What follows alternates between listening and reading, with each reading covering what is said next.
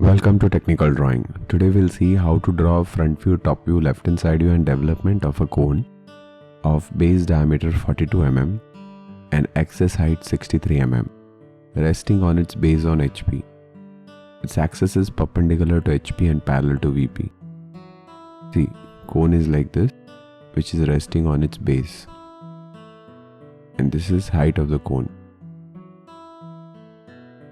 Right? It is resting on HP.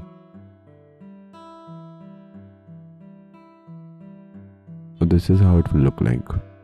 So when you draw front view, top view and side view, first you'll draw top view. Base I will take diameter 42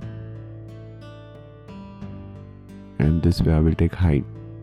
Now height I will take 60, not 63. See, it is 60.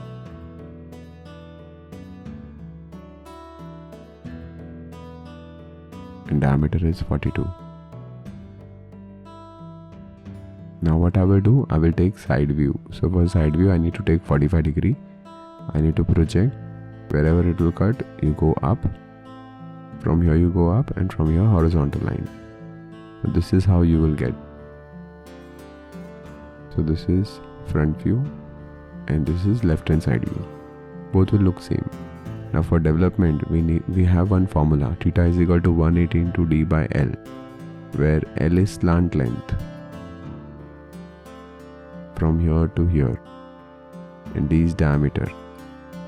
So when you solve this, 180 into D 42